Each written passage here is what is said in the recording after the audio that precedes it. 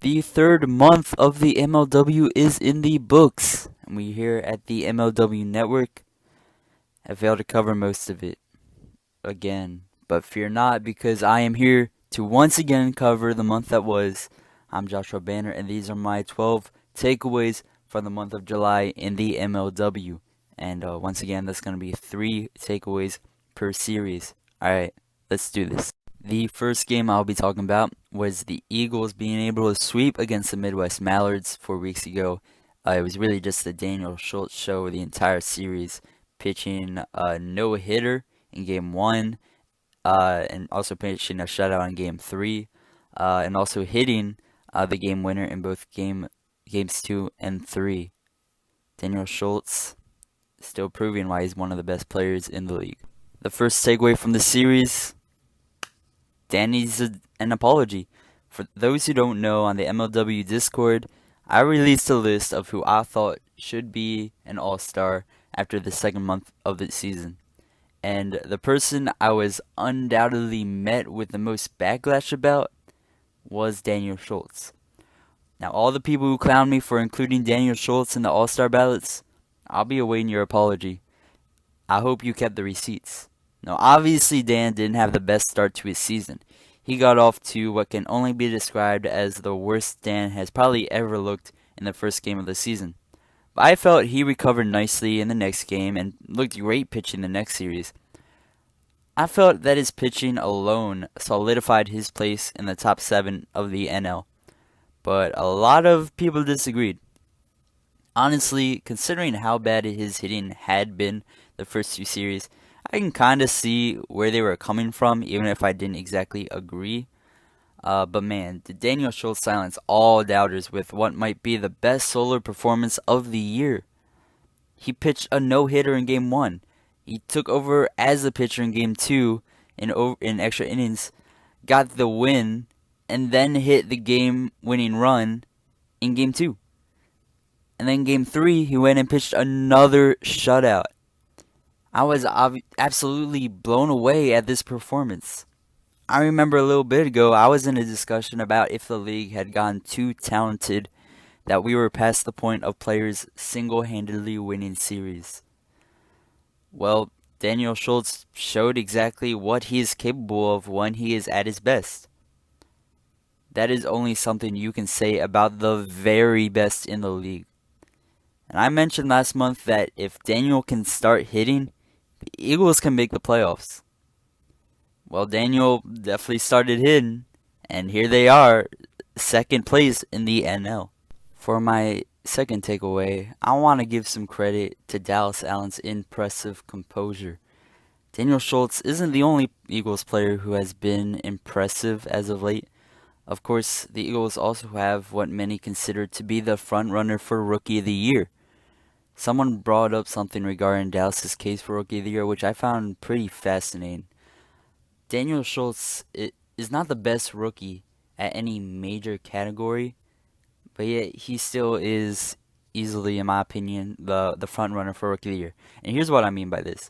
Who is the best hitter amongst the rookies? Well, I would go with Pearson and his ability to make big-time plays. Who's the best fielder? Well, I also think Dallas Allen's a very good fielder, but I would probably have to give this one to Schema. And who's the best pitcher? Well, I think Barron has the sexiest pitches, and McGlade just shut out the Diamondbacks, so it really is a toss-up, even though McGlade has the benefit of lowered expectations. Okay, well, maybe the argument isn't the most concrete, but the bigger picture still remains. The great thing about Dallas Allen isn't that he does one thing exactly well, but that he is such a well-rounded player. I'm very interested in seeing how his skills develop, because right now I would say his only weakness is his youth and inexperience, which will get better with age.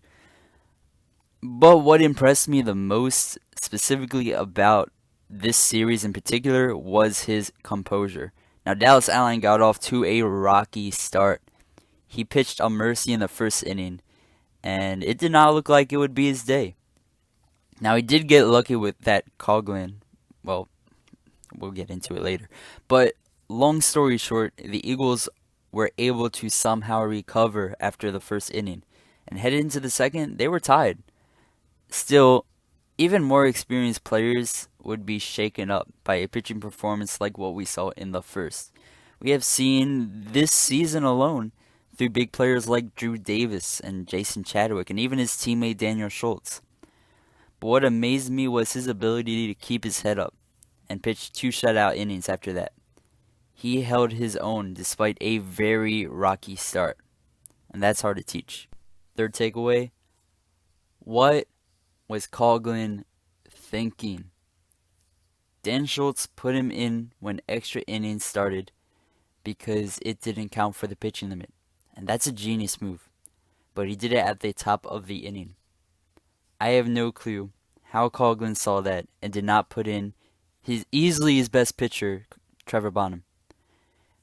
Did he really think that Caden Irwin, who has been outright horrible these first few series, could beat Daniel Schultz? I didn't like Coughlin's decision to put himself in as pitcher last week, but at least it somewhat made sense as Irwin did not have the best pitching performance either. But why did Coughlin, who is injured, play himself right after he pitched the mercy in both innings last series? Yet again, Coughlin went in to pitch another mercy inning before finally taking him out.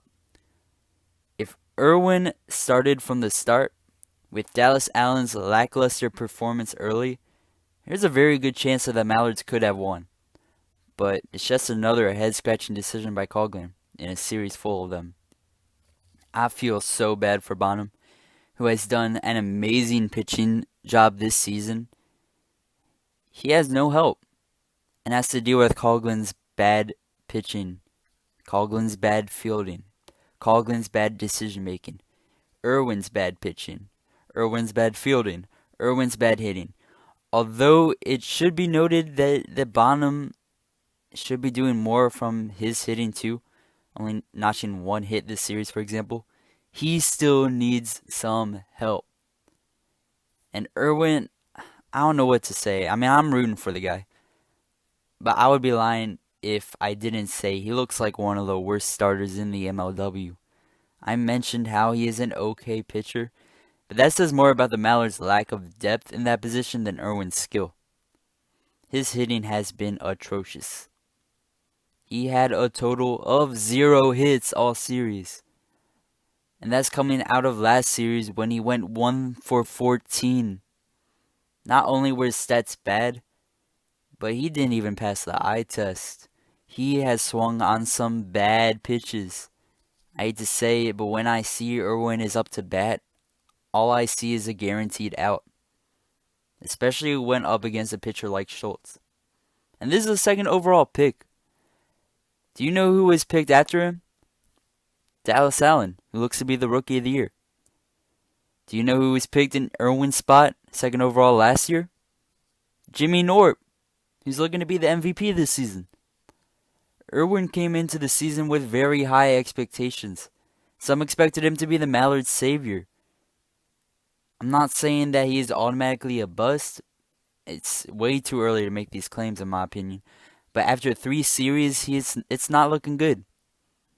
And I haven't even gotten too much into his fielding, which might be the worst thing about his game right now. He had another bad fielding moment in Game 3. Coughlin also had one in Game 2. Once again, Mallard's fielding leaves much to be desired. Anyways, back to Coughlin. I listened to the Pipe It Up podcast after that series to see if there was at least some remorse in his decision. But no, he actually backed down on it. Even worse, he started talking about Brendan Davenport and started discussing about how the Mallards can't play him now because they have to fight to stay alive, which is the exact opposite strategy that you should be implementing in this situation. Experiment with other players now. It's not like the team can get much worse. What they are doing right now is clearly not working. At least bring him to the series and play him in a game at the very least. And no, playing him for 1 at bat in the 3rd doesn't count. I mean, just look at last season. At the All-Star break just a year ago, The Diamondbacks had the worst record in the MLW. Near the All-Star break was when they started experimenting with a little undrafted player by the name of Jonah Heath. And guess what? It turns out he's a very good player. Since the decision, the Diamondbacks have been the winningest team in the league. And okay, maybe Brendan Davenport isn't going to be the next Jonah Heath, but how will you know if you don't try something, anything? At this point, I'm just very puzzled by Coughlin's recent decisions as manager. Second series was between the Wildcats and the Coastal Cobras. The Wildcats were able to win the series 2-1 as Cal Schultz got 2 wins on the day. Drew Davis started Baranowski in game 1, but then pitched the last 2 games. He was able to get a win against Sailor, but he couldn't even finish the third game thanks to a horrible third inning by Drew Davis. He just couldn't get anything to fall and eventually just took himself out of the game. First takeaway, it's Cobras time again. I mean, come on, they're always fun to talk about, right? The Cobras have been on my mind a lot recently. Honestly, when are they not? Every year it feels like this will be their year. They get to a hot start, and on paper, they always look like they'll be one of the best teams in the league. But the most recent years, the Cobras have been nothing short of disappointing. Why is that? In the last video I did, I went on about how this is a culture issue, stemming down from the leader in Drew Davis.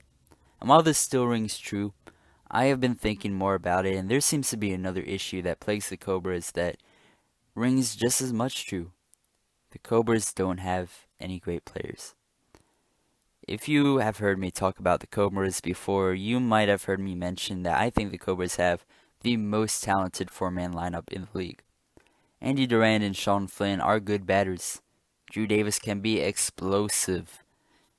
Baranowski, when he was drafted, looked like he could just come in and dominate like a lot of the rookies from last year did. In a league where a lot of 4-man lineups consist of at least one dud, the Cobras looked like they had what it takes. Yet here we are, another lost series for the Coastal Cobras.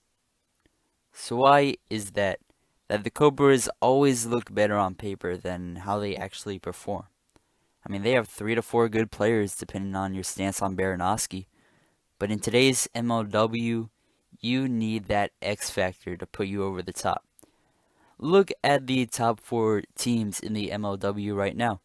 The Predators, the Wildcats, the Diamondbacks, and the Eagles. What do they all have in common? They all have one of the top 4 players in the league on their team. And don't even bother arguing with me about this. You know I'm right. The Preds have Crash. The Cats have Schultz. The Diamondbacks have Norp. And the Eagles also have Schultz. Well, you know, Colin Dane. While the MLW shares a lot of similarities to baseball, I wouldn't actually compare them to the MLB in terms of how a team should win. In the MLW, a team's success cannot truly be determined by one individual player. I mean, just look at the Angels. I would compare how a team in the MLW finds success to be more like the NBA, where one player can completely change a team. In the MLW, pitchers are able to start 2 games a series and bat on the other end. Players, instead of having to share the plate with 9 players, only have to share it with 3 to 4, which makes a great player even more valuable. This is why you do see players like Norp, Crash, Kyle, and Dan to almost single-handedly win games for their team. Now, I'm not saying that Davis can't win games almost single-handedly. In fact, he has had several games where he has done exactly that. But he's very inconsistent. He simply is also not as good of a pitcher as the players I have listed earlier. I hope that Baranowski could have been that X factor that the Cobras needed. Unfortunately, it's not off to a great start. His pitching has been okay, but not starter worthy by any means. His batting hasn't been the best either, easily being the worst on the team. He isn't looking like the game shaker that we hoped he would be when he was the first overall pick. So what can the Cobras do? Well, it's not impossible to find success without one of the top 4 players in the league, you might say. But this is where the Cobras' lack of good leadership comes in. I mean, look at the Gators just from last season. They had two players play great and were able to ride that high to a trophy. Granted, they did play in a weaker NL where the Mallards were falling apart, the Diamondbacks were just starting to find their footing, and the Eagles were Dan with little help around him.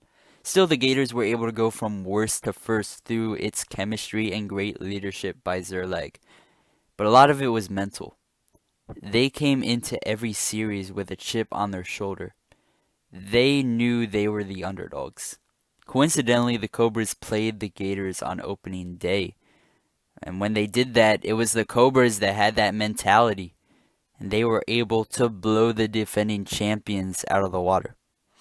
Unfortunately, the idea of being the scrappy underdogs doesn't really fit in with the Cobras' flashy, over-the-top style. While the Gators were able to win a series, then go on to the next one with the same underdog mentality, the Cobras want to be cocky. They want to make it seem like they don't have to try. That's not gonna win you many games. That's not gonna win you the title. Not with the side you currently have. So if there are any Cobras players listening right now, I want you to use this as motivation. This is me counting you out. I want you to remember this going forward, because this mentality will win you games. If not, that's fine. If you don't want to use it, because there is another team with a less talented roster than you have that is the splitting image of the mindset that I have proposed to you. And if you're not careful, that's going to be the same team that will knock you out of the playoffs for the second year in a row. Alright, so this next segue is going to be very contradictory, or it's going to sound a bit contradictory. I still think it's right, but I'll say it anyway. Drew Davis right now is my pick for the most clutch player. Now, I don't think this is the most concrete position in the award race right now.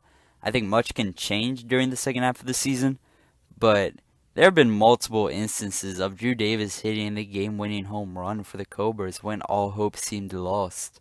Of course, there was Game 2 of this series, but I also think of Game 2 against the Gators, which, in my opinion, is the best moment of the first half of the season. I mean, bottom of the third, 2 outs. They were down by 4, but the bases were loaded. Drew Davis steps up against one of his biggest rivals and sends it to the moon. Honestly, that play alone could have won him the award. But I think he's done a good job being the most clutch presence on his team since then too. But like I said, I don't think that this is all that concrete, because if the Cobras don't make the playoffs with how quote-unquote talented their roster seemed, I think it's very hard to give him the award for most clutch. Because apparently it wasn't clutch enough, right? It wasn't clutch enough to bring his team to the playoffs. However, if he keeps up his pace and they do make the playoffs, even as the number 3 seed, he seems like a strong contender for most clutch award. Takeaway number 3, Jaxen Pearson's looking really good, but I think he's a bit overrated. Now, Pearson had a great first series, but I wanted to wait for another series to happen before over-exaggerating his value. Well, we're 2 series down, and right now he's looking like a home run machine. I know, another home run hitter for the Wildcats, just what they needed. All jokes aside, for being a 7th overall pick, he has been looking like a steal early on, and is a contender for Rookie of the Year. However, he does seem like a bit of a one-trick pony.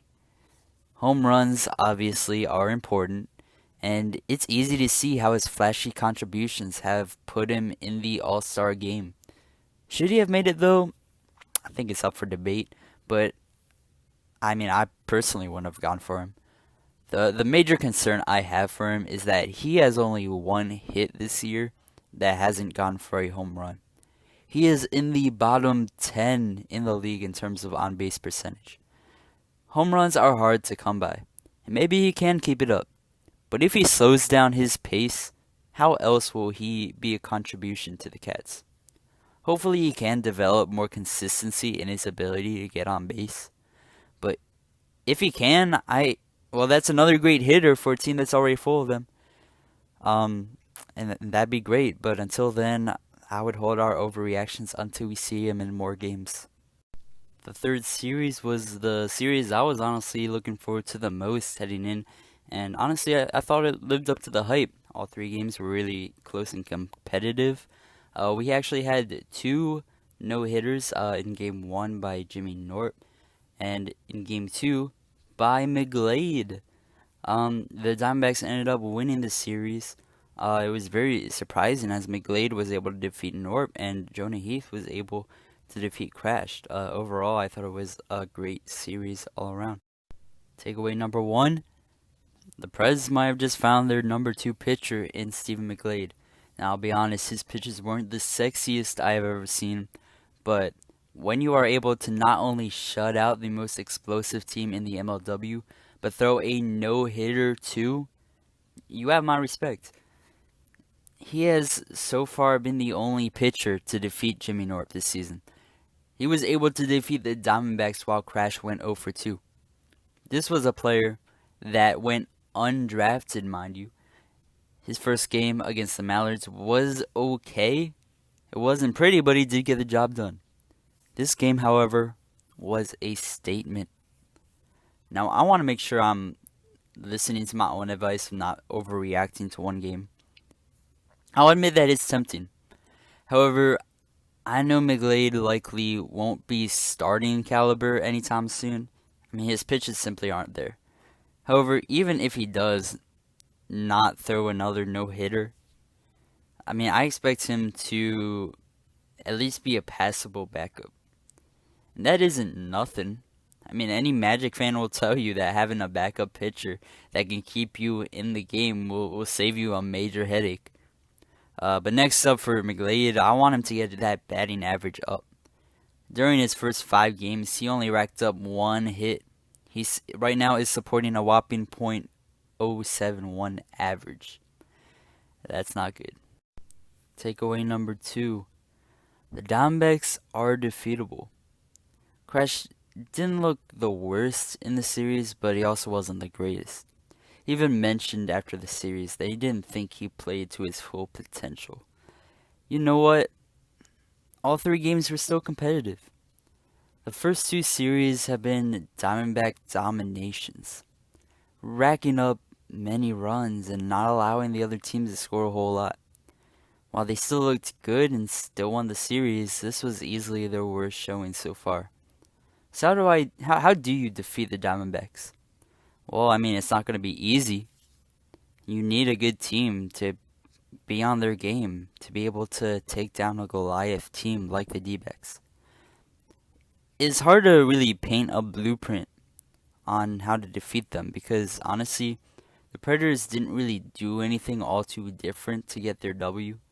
However, I know that the Predators are still capable of winning a series against this team because they won with a less talented, undrafted rookie of a pitcher while their star pitcher was having a bit of an off day. I feel the Predators are being sort of overlooked at the moment. I mean, I saw some people in the MLW Discord say that they had the Predators missing the playoffs. I mean, granted, the Predators' first 2 games came against the Magic and the Mallards, but their ability to keep it close against the undisputed best team in the MLW, this is all you need to know about this team. Don't be surprised if they end up winning the AL. And in today's edition of Banner States the Obvious, Jimmy Norp is my pick, and really the only pick for Gold Glove. The amount of energy he gives on the field leaves me speechless.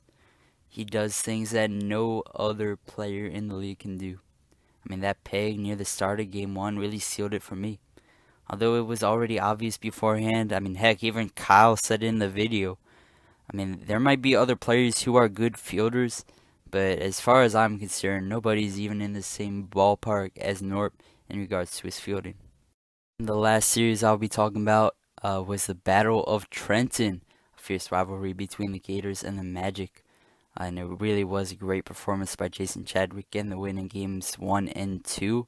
Liam Jaxen had a good home run in game 2 that won them against the Gators. And overall, Jorgensen, he finally showed up, had a great performance, and he even won against game 3, although granted it was against Liam Jaxen. Another horrible performance by him with 16 runs. Man, it really was a great series though. Really fun to watch these two teams go at it. My first takeaway, Jorgie's back. I know I said last week that Cheatham is the better pitcher, and I stand by it. But my goodness, the amount of disrespect Jorgensen has received all season long has been insane. I mean, for the record, I've always been on the side of defending Jorgensen when I would see stupid trade ideas for him. I mean, I saw one person say that the Predators should give up their draft pick for Jorgensen. I mean, is that how little he's valued? The man had the second highest ERA last year. Don't forget that. I mean, sure, he had a cold streak to start the year, but even at his worst, he was a serviceable backup. I mean, not to mention, with the chemistry he and Cheatham have, to even consider trading Jorgensen would absolutely tick off your other great player for no reason. So long story short, Jorgensen is the most disrespected player in the league. But boy, Jorgensen silenced the doubters today. Now, first off, I should state that it wasn't like the concern for Jorgensen wasn't unjustifiable. I mean, Jorgensen came into the game with an 0.69 ERA. I mean, he also looked off in regards to his pitching. He had a slow start, but this series was a glimpse of what he can do when he's on his game. It started with the first game. Jorgensen not only hit a grand slam, but he was very close to hitting another home run. Just from game one, it looks like he was reborn. Far different from what we have seen in the past few weeks. Then in game two, he took the mound and looked very comfortable. He only gave up 2 hits, but unfortunately one of them was an absolute rocket by Liam Jaxen. The Gators weren't able to get anything going on offense thanks to a great pitching performance by Jason Chadwick. So unfortunately they lost 1-0, but still it was a great game by Jorgensen. And for the first time all season, he actually played better than Cheatham. Because he was a hotter player, Zerlag decided to send him back out to pitch game 3, although to be honest, it was against Jaxen. So it's not like it would have mattered either way. I mean, they could have blindfolded Zerlag and sent him out, and they probably still would have won. I mean, it wasn't the best showing by Jorgensen. He did give up 4 runs, but they still easily won. Jorgie did show good plate discipline while hitting, though. He was walked 8 times, which led the team. Overall, it was a very good series for the former #1 pick. Now, can we please stop with the dumb trade ideas? Fun fact: this Magic team has their best record ever headed into All-Star break at 4-5. How is that? I mean, the Magic were seen as the worst team in the MLW. Yet again, here they are, like the persistent cockroaches they are, and I mean that in a good way. They're back on everyone's tail, attempting to sneak into the playoffs again for the 3rd year in a row. How do they do that? I think it's 2 main reasons. Number 1 is Chadwick's impressive pitching. But I also say it stems from the leadership from one of the best managers in the game, Jack Agner. As you recall from when I talk about the Cobras' streak of disappointment, leadership is very important to me. And for teams without an absolute superstar, you must develop the underdog mentality. And the Magic might be the kings of just that. But there's more to it. I mean, this is a team that knows how to make adjustments, and probably the biggest example of this came from this series. The previous 2 series, Chadwick pitched games 1 and 3. And while in the first game Chadwick has been pretty good, it's the 3rd game where he becomes inconsistent. I theorize that this could be because it comes after the Magic Pain game where Jaxen pitches. It's hard to keep your composure after being blown out the game, or it could just be fatigue, or maybe a combination of the two. But whatever it is, I said in my last video that the Magic should start Chadwick in games 1 and 2. And that's exactly what Agner did. So I can only conclude that this was the work of me and no one else. So I'll be expecting my check in the mail. I'm kidding, obviously, but I do think Agner, this is just him being the great manager that he is, making adjustments when his current strategy isn't working. So Tommy Coughlin, take notes. So here we are again. They're in the playoff race. The Cobras are leaving the door ajar, and if they aren't careful, Agner and the Magic are about to bust it open once again. And my 3rd and final takeaway is that Jason Chadwick is the most valuable player in regards to his team. Now, I want to be clear that saying Chadwick is the most valuable player isn't the same as saying he's the MVP. I know that they mean the same thing, but let's be honest, MVP is, and in recent memory, has always gone to the quote-unquote best player. A lot of the time the two are the same, but in this instance, while Norp is easily the best player, I would argue that Chadwick is even more valuable to his team. Because without Chadwick, where would they even be? I mean, mostly it's because of their pitching depth, or lack thereof, but I don't want to be too hard on Liam Jaxen. I mean, he did get a win against the Predators during the first game of the season, but even then it was more of a Ward loss than a Jaxen win. The next two games for the Magic consisted of some of the sloppiest pitching I've seen in a while. And I mean, just imagine, without Chatty, then Liam Jaxen would be their ace. Now, instead of Jaxen going up against Alec Warda, he'd be going up against Ryan Crash, Kyle Schultz, and so on. So, I mean, Chadwick might not be the most consistent player, but when he's on his game, I mean, he can be the savior that the Magic need, like in this series for the best example. So, what was your thoughts about the recent month that was in the MLW? I'd love to hear your thoughts in the comment section below. If you haven't already, please consider subscribing to the MLW network if you like our videos. If you want to talk about more about the MLW than what was in this video, I would recommend joining our Discord down below in the description. As always, thanks for watching. Please leave a like if you enjoy, and always be kind to each other. Have a good day.